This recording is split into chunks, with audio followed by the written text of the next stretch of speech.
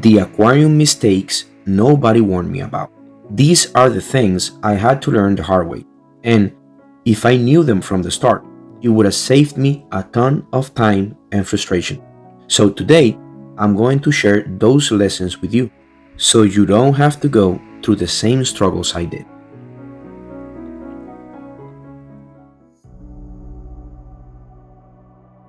I'll be honest with you guys. The first time I saw an aquascape, I didn't understand how it was even possible to make something so beautiful. The thought of imitating a piece of nature and bringing it into your home was amazing.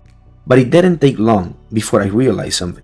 Aquascaping is not cheap, especially if you're going high tech like I wanted to go.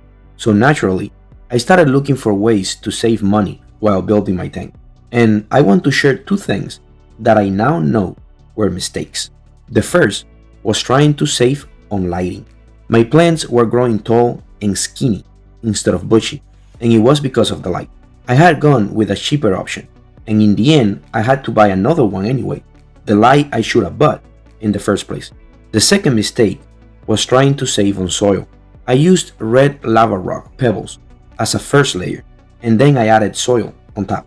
The problem was the soil slipped down between the lava rock until all I could see was lava rock on the surface. On top of that, planting was a nightmare because nothing would stay down properly. If you want my recommendation on where to actually save, filters, and even the glass tank itself are a good place to start. They don't need to be top of the line to get the job done, but lighting and soil, those are worth investing in, and I learned that the hard way. And just so you guys know, I don't always have footage of these things because some of them happened before I started making videos. But these are all mistakes that I have made, and if sharing them saves you from going through the same, then it's worth it.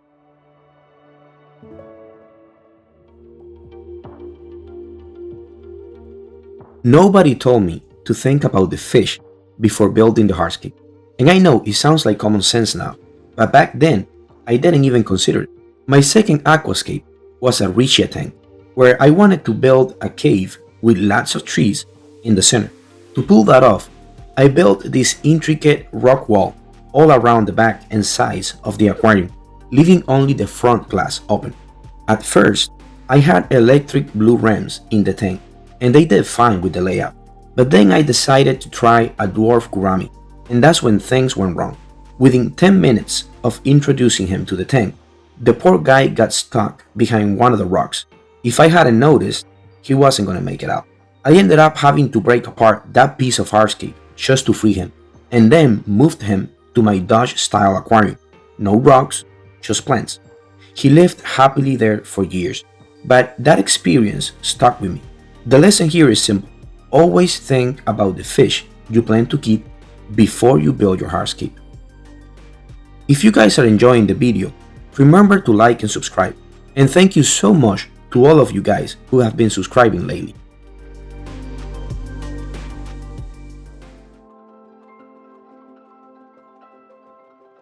When we buy new plants, there's always a chance of introducing something unwanted into the aquarium. That's why so many of us quarantine or treat plants before adding them to the tank. Some use bleach, some use hydrogen peroxide, and others use the reverse respiration method. They all work, but the key is following the instructions carefully. The mistake I made was thinking that if a short treatment is good, then leaving the plants in longer will be even better. The problem is, just because your plants look fine in the moment, it doesn't mean they aren't already being damaged.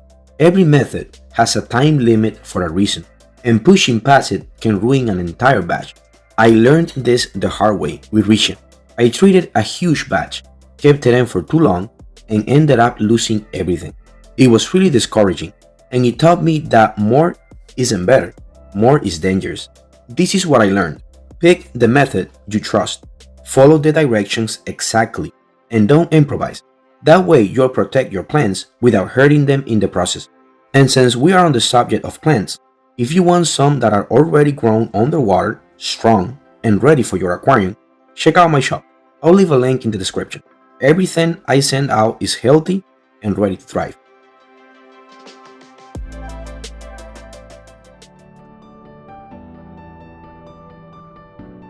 We don't talk about this enough, but if your home were to lose power today, what would actually happen to your aquarium?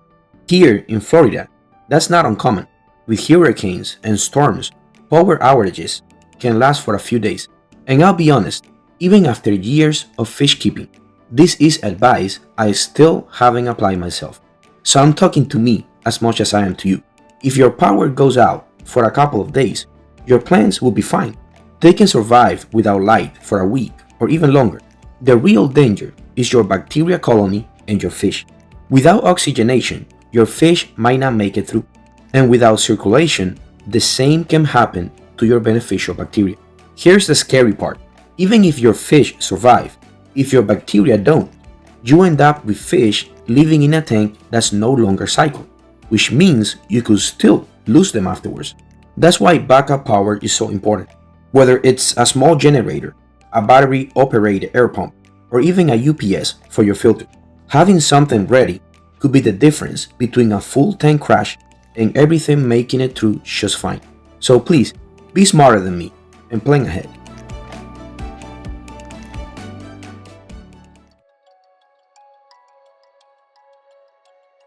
This is one I actually did know before building my first aquarium. But sometimes the basics get lost in the mix of information out there. You'll hear so many opinions and methods that the simple things don't always stand out, and KH is one of those.